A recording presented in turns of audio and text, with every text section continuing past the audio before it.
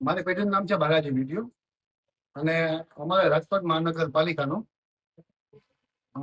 17/6/2024 રોજ અમારા contract pass થયેલો અને એ 2 વર્ષનો કોન્ટ્રાક્ટ હતો, જે આ મહિને પૂરો થયો છે.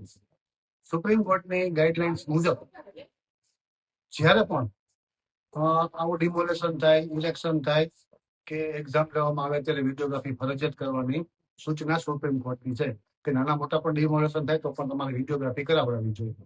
એ અંદાજે જ્યારે અમને 19/6/2024 ના રોજ 26 ના રોજ અમને વર્ક ઓર્ડર આપવામાં આવેલો કે અમારે 21 તારીખે 45 વિડીયોગ્રાફર, 22 તારીખે 45 વિડીયોગ્રાફર અને 23 તારીખે 72 વિડીયોગ્રાફર દેવાના છે.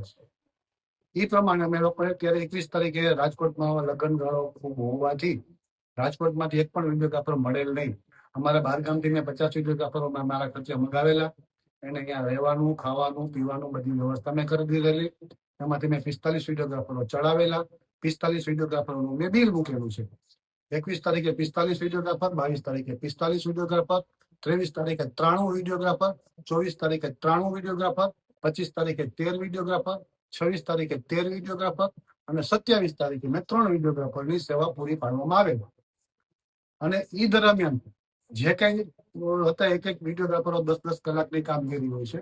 અમારે જ્યારે પણ નાના મોટા કાર્યક્રમો હોય છે 2-3 કલાકનું કામગીરી હોય છે. એ પ્રમાણે અમારા ભાવ પસાર થયા હોય છે.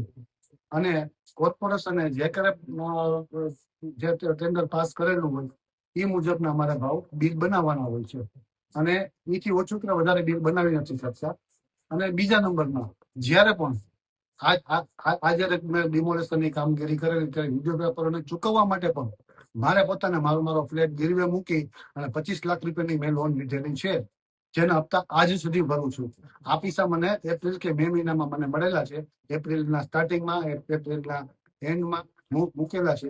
આજ દી સુધી હજી સુધી પૈસા હું બેંકમાં ભરું છું પણ ટાઈમ નથી મળ્યો મને કે હું લોન પૂરી કરી શકું.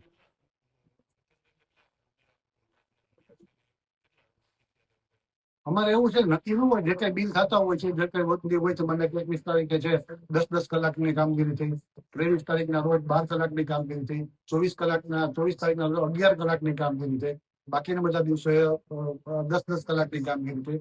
એ પ્રમાણે અમે લોકોએ બિલ મૂકેલા હોય છે, જે 24 લાખ જેવી રકમ થાય છે, જે અમને મળેલા છે.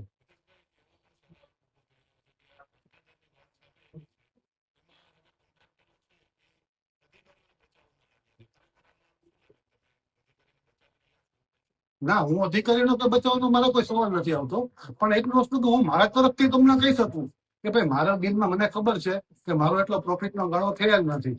તો અધિકારીઓને ખબર છે કે ભાઈ આ હિતેશ છે એનું ઓથેન્ટિક બિલ છે કે આની પાસે તે પૈસા માગી શકાય એવું પણ નથી અને હું મેં આપ્યા, કોઈ માંગ્યા નથી મારી પાસે અને મેં કોઈ આપ્યા નથી.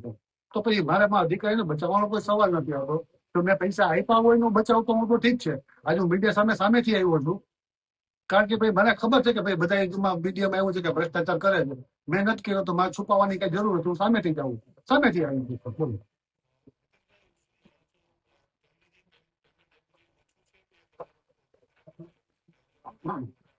આમાં એવું છે કે ભાઈ મેં જે કઈ કામગીરી ત્યારે લગ્ન ગાળાના હિસાબે મારે ત્યારે માણસોને પણ વધારે મારે પેમેન્ટ ચૂકવવું પડ્યું હતું કારણ કે ત્યારે માણસો મળતા નહોતા.